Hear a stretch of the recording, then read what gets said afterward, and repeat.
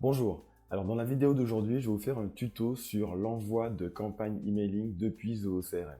Nous allons découper tout ça étape par étape. Nous allons voir en premier lieu comment préparer son modèle de mail.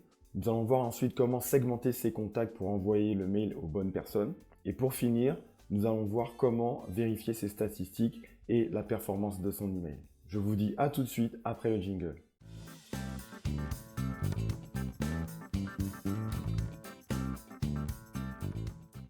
Me revoici. Alors avant de commencer, juste un petit mot à propos de ma voix. Pour ceux qui ont écouté mes vidéos précédentes, vous devez avoir remarqué que ma voix est légèrement différente dans cette vidéo. C'est parce que je suis en train de tomber malade et voilà, je ne peux pas faire autrement. J'espère malgré tout que ce que je vais raconter sera compréhensible pour vous. Voilà. Rentrons maintenant dans le vif du sujet. Je vais vous parler donc de l'envoi d'emailing depuis Zoho CRM. Alors Zoho CRM est un outil, comme j'aime à le dire, tout en un. Il permet de faire plein de choses, dont justement l'envoi d'emailing directement depuis l'application.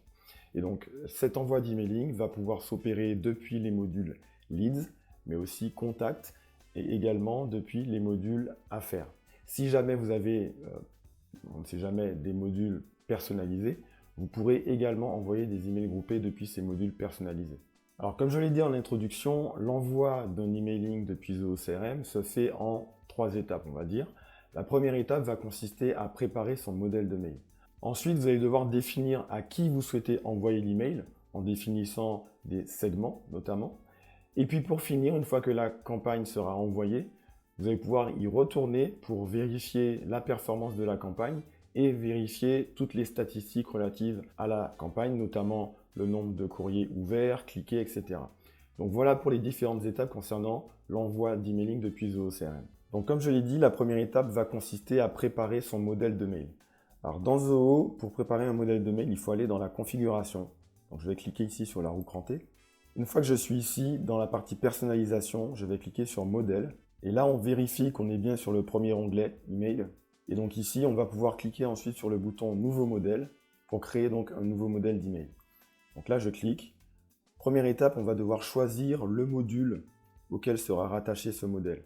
Ça, c'est très important parce que si par exemple, je souhaite envoyer une campagne à des leads, il faut absolument que je choisisse ici le module leads. Pourquoi? Parce que si je souhaite envoyer un email à des leads et que je crée un modèle rattaché à des contacts, ce modèle ne sera pas disponible pour l'envoi de mon emailing à des leads.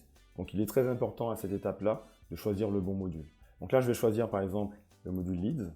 Je clique sur suivant. Et là, j'arrive dans le premier écran justement qui va me permettre de créer mon modèle, qui est le choix de la disposition de mon email. Donc j'ai deux choix. Soit je pars sur un modèle basique, d'accord? Alors il peut être complètement vide ou alors il peut être composé de blocs prédéfinis, mais que je vais devoir définir et remplir. Ou alors je pars sur des modèles existants pour lesquels le design est déjà créé et pour lesquels j'aurai juste à modifier le texte ou modifier quelques éléments de design si besoin. Alors pour cette vidéo, je vais partir d'un modèle basique.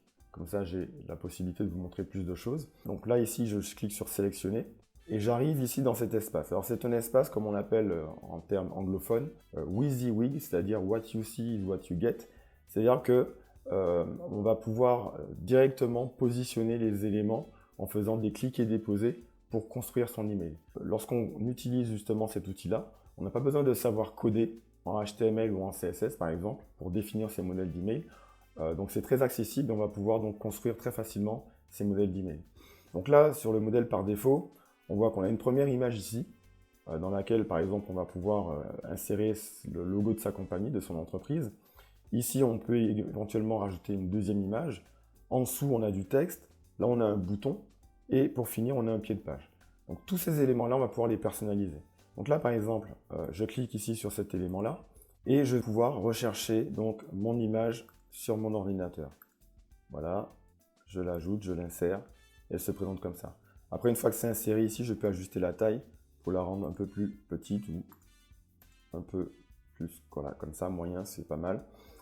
Cette image-là, voilà, comme j'ai fait pour ça, on peut ici cliquer pour aller rechercher une autre image sur son ordinateur, par exemple ce logo-là. Voilà. On peut également, bien entendu, supprimer cette image-là si jamais on n'en a pas besoin. À propos du texte maintenant, comme vous voyez, une fois que je clique dans les boîtes qui contiennent du texte, on a la possibilité ici de formater le texte. Donc on retrouve le même genre de barre d'outils que dans Word par exemple. Et donc on va pouvoir modifier le formatage de son texte. Donc là par exemple, on va pouvoir modifier l'alignement. Donc je vais pouvoir aligner ici le titre à gauche. Pareil pour le texte ici. Voilà, je peux modifier la couleur du texte. Donc par exemple ici ce texte-là, si je souhaite le mettre en bleu, je choisis ici une autre couleur. Je peux mettre mon texte en gras, je peux rajouter des liens. Voilà, ici pareil, si je sélectionne ce texte-là et que je veux rajouter un lien, je peux le faire. Voilà, donc on est vraiment sur un outil très très simple à prendre en main. On retrouve les mêmes fonctionnalités que dans Word par exemple. Et donc une fois que j'ai fait ça, je peux ensuite m'attaquer aux boutons. Donc là effectivement, on peut rajouter des boutons à ces emails. Donc ça va être par exemple des call to action. Le bouton, je peux bien entendu personnaliser son affichage. Donc par exemple ici, je vais changer la couleur du texte par exemple. Je vais mettre du bleu aussi. Je peux changer la couleur du fond, etc., etc. Donc un peu comme pour le texte, c'est assez facile à prendre en main. Et puis là, je vais pouvoir rajouter donc l'URL vers laquelle le bouton va pointer. Le pied de page, pareil. On peut modifier le fond ici de la zone de pied de page. On peut modifier le texte, bien entendu, etc., etc. Et puis si jamais je souhaite rajouter des éléments complémentaires à cet email, je vais aller les chercher ici. Donc on peut rajouter du texte, on peut rajouter des images, des espacements. Donc les espacements, ce sont les petits espaces ici blancs. Ça permet d'aérer son texte, d'aérer son email.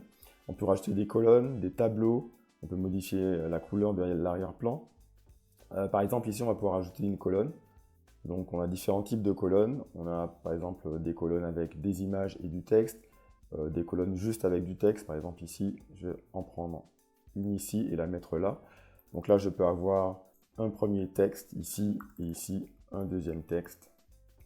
Voilà.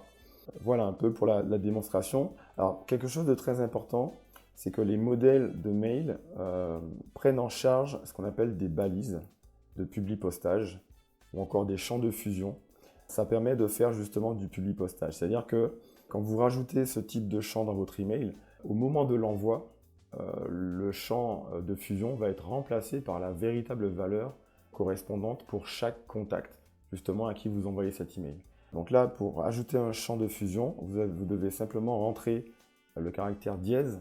Alors sur les ordinateurs Windows, il faut cliquer sur Alt-GR et sur la touche 3. C'est là que se trouve le dièse. Et là, vous voyez, lorsque je tape le dièse, vous avez un ensemble de champs qui appartiennent au module leads qui apparaissent et vous pourrez ensuite donc choisir les champs à rajouter au mail. Donc typiquement, ce que vous allez faire, c'est par exemple, si vous souhaitez faire commencer votre mail par « Bonjour Monsieur Dupont » par exemple, vous allez rajouter, donc, pour commencer « Bonjour », d'accord, un espace, ensuite vous rentrez votre caractère dièse, et là vous allez pouvoir choisir par exemple la civilité déjà pour commencer. La civilité, elle est ici. Donc ça va être le monsieur, espace, je rentre en caractère dièse de nouveau, et là je vais choisir le nom de famille. D'accord? Et puis une petite virgule pour terminer. Et donc, une fois que j'ai fait ça, lorsque mon mail va être envoyé, ces caractères-là, ces champs de fusion-là vont être remplacés par les valeurs réelles qui correspondent au contact à qui j'envoie le mail. Donc ça, c'est très important. Ça veut dire que vous pouvez personnaliser vos emails et automatiser justement leur envoi de cette façon-là. Donc une fois que j'ai configuré le contenu de mon email, alors c'est pas très joli, on est d'accord, mais on va dire que c'est juste pour l'exemple. Une fois que j'ai défini le contenu de mon email, je vais pouvoir nommer le modèle de mon email. Alors là, c'est simplement un nom interne que vous donnez à votre email. Donc là, par exemple, on va le nommer exemple tuto YouTube. D'accord? Et dans le champ juste en dessous, vous devez définir l'objet de votre email. Alors ça, c'est plus important puisque c'est l'objet qui va être visible par les personnes qui reçoivent votre mail. Donc là, vous allez dire, par exemple, bienvenue chez 6. Voilà. À noter que vous pouvez également personnaliser les objets de vos mails. Donc là, par exemple, ici, je peux taper dièse pour aller récupérer, par exemple, le prénom. Et donc là, si je copie ça et que je le mets dans mon titre, bien évidemment, ici, lorsque le mail va être envoyé, ce champ de fusion-là va être remplacé par le véritable prénom des différents contacts qui reçoivent le mail. Donc on peut personnaliser à la fois le contenu du mail et également le titre du mail. Donc voilà, une fois que j'ai fait tout ça, on est prêt à enregistrer notre modèle. Ainsi, dernière précision, c'est qu'on peut également rajouter des pièces jointes. Vous voyez ici le lien. Si je clique dessus, je vais pouvoir aller récupérer des documents sur mon ordinateur pour, par défaut, que les pièces jointes soient rattachées à mon email. Donc une fois que j'ai fait tout ça, je vais pouvoir lancer un aperçu de mon mail. Ça, c'est très important pour vérifier que tout s'affiche correctement et qu'il n'y a pas d'erreur dans mon mail. On a la version bureau et on a la version portable également. D'accord ? Je peux aussi envoyer un email de test, c'est-à-dire qu'un email de test va être envoyé. Comme ça, je peux voir le mail dans un vrai client de messagerie. Et une fois que j'ai fait tout ça, je vais enregistrer mon modèle. Je choisis un dossier où le stocker. Donc, je vais choisir le dossier par défaut des modèles d'email publics. Et là, voilà, j'ai enregistré mon modèle. Donc, il est là. D'accord ? Et donc, on a maintenant terminé la première étape de ce tuto. Deuxième étape, petit rappel, on va maintenant devoir segmenter sa liste de contacts ou sa liste de leads. Ceci afin de justement choisir les bonnes personnes à qui envoyer le mail. Alors pour ça, on va se rendre dans le module Leads, puisque j'ai préparé un modèle concernant le module Leads. Et donc dans ce module, on va pouvoir donc préparer sa segmentation. La segmentation va se faire principalement en utilisant des filtres pour justement isoler les leads qui répondent à certains critères et à qui on veut envoyer cet email. Et donc, je l'ai montré déjà rapidement dans certaines vidéos, mais pour définir des filtres, tout va se passer ici, dans le panneau latéral à gauche. Et donc là, je vais justement dans la partie filtrer par champ pour pouvoir retrouver tous les champs qui composent mon module leads et pouvoir ensuite définir des critères pour ces champs. Si je souhaite par exemple envoyer un email à tous les leads pour lesquels j'ai fait une tentative de contact mais qui n'ont pas répondu, pour par exemple les relancer, je vais donc faire un filtre sur mon champ statut. Et donc dans le panneau latéral à gauche ici, je vais choisir mon champ statut, je choisis mon opérateur, c'est très bien, et là je vais choisir la valeur tentative de contact, qui est ici, voilà, j'applique mon filtre, et là vous voyez que j'ai mes 16 leads pour lesquels j'ai un statut tentative de contact. Ce filtre-là, je peux l'enregistrer pour éventuellement le réutiliser plus tard. Donc là, je vais choisir leads, tentative de contact. Et j'enregistre ici mon filtre. D'accord ? Donc voilà une segmentation que j'ai faite qui me permet d'isoler les leads à qui je souhaite envoyer le mail. Alors, effectivement, cette étape-là est, on va dire, optionnelle. Si vous souhaitez envoyer des emails à toute votre base, c'est possible, mais il faut juste garder à l'esprit que dans ZooCRM, vous avez des limites, justement, d'envoi d'emails quotidien. C'est-à-dire que vous ne pouvez pas, par exemple, dans l'édition entreprise, vous êtes limité à 1000 envois d'emails par jour. Donc, il y a juste ce paramètre-là à prendre en compte lorsque vous, justement, décidez de faire une segmentation ou pas. Donc, une fois que j'ai fait ma segmentation, je vais pouvoir envoyer donc mon email. Pour ça, je vais choisir tous les contacts qui sont dans mon filtre, qui répondent à mes critères. Donc, je clique ici sur la case à cocher qui se trouve tout en haut de la liste ici. Et vous voyez qu'une fois que j'ai fait ça, que j'ai le bouton ici, envoyer un email qui apparaît. Donc là, je vais pouvoir cliquer dessus. Je vais ensuite cliquer sur le bouton pour choisir le modèle d'email à utiliser. Et c'est là où je vais retrouver justement le modèle que j'ai créé juste avant. Donc je le choisis. Et ensuite, j'ai la possibilité ici, donc soit de faire un envoi immédiat. D'accord ? Donc là, effectivement, je suis sur l'option d'envoi immédiat. Je vais pouvoir cliquer sur envoyer pour envoyer immédiatement mes emails. Ou alors, je peux également choisir de planifier un envoi ultérieurement. Alors pour ça, je vais par exemple ici choisir la date. Donc effectivement, je vais le faire plutôt le lendemain à 8 h du matin, par exemple. C'est un horaire beaucoup plus raisonnable, on va dire. Et une fois que j'ai fait ça, je clique sur planification. Et donc le mail va être planifié pour le lendemain. Voilà. Donc voilà pour l'envoi de votre mail depuis Zoho CRM. Troisième étape maintenant, qui consiste à vérifier les performances de ces emails. Alors pour vérifier la performance de ces emails, il faut déjà retrouver ces emails. Pour retrouver ces emails, tout va se passer dans un endroit bien précis. On va devoir aller dans Action ici, donc sur le module en question. Donc là, je suis toujours dans mon module Leads. Je vais aller ici sur le bouton Action et je vais choisir l'option ici, Faire une opération d'emailing. C'est là que je vais retrouver tous les emailings que j'ai réalisés auparavant ou alors ceux qui sont planifiés. Donc là, je retrouve justement l'email que j'ai planifié pour demain à 8 h. J'ai la possibilité de modifier les paramètres de mon mail ici et j'ai la possibilité également, éventuellement, d'annuler l'envoi simplement en cliquant sur arrêter ou en cliquant sur supprimer si jamais j'ai changé d'avis et que je ne souhaite plus envoyer le mail. Donc ça, c'est pour retrouver les emails qui sont planifiés.